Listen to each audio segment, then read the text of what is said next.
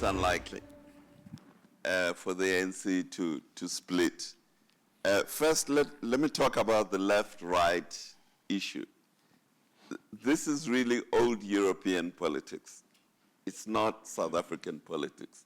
It bears no resemblance to the reality of South Africa. The left-right was, as I think we all know from our school history, an outcome of the fall of feudalism in Europe and the rise of the industrial bourgeoisie, if you wish. We don't have that in South Africa. The bourgeoisie we have in South Africa is politically marginalized.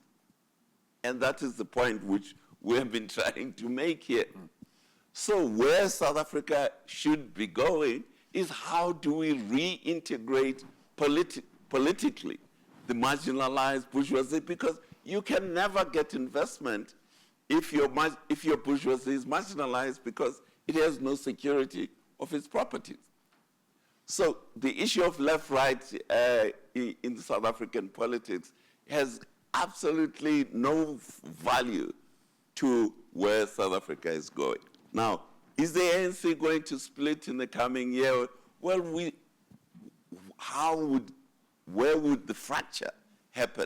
The ANC has already finished the splitting. The splitting of the ANC, the most important splitting of the ANC was actually the collapse of COSATU. That's where the split of the ANC was important. It removed the working class, it immobilized the working class, which was a critical ally of the black middle class in the anti-apartheid struggle. This has been totally immobilized but through the splits that we have seen in COSATU in the past year or so. Everything else are palace revolutions in the ANC. Now, there is no other place in which to split. Who takes Cyril Ramaphosa? Cyril Ramaphosa is a creation of big business. They created. I once asked one of the bankers, one of my banker friends, I was saying to him that we were talking about Jacob Zuma, and he's a very senior banking man. And I said to him, well, at least Jacob Zuma pays attention to you business people.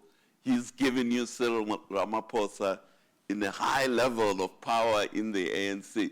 He turned around to me and said, Cyril is no businessman. We know where he got his money from.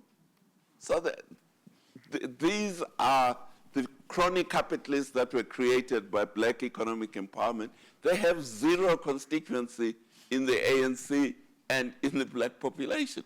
So they are not going to split. They will enjoy their money. So there is no fracture that is waiting to happen in the ANC. What is missing, as I say, in society, in our society today, is how do we wrestle this massive underclass from control, from voting for the ANC. And you can't do it without the capitalists investing and creating employment for this group.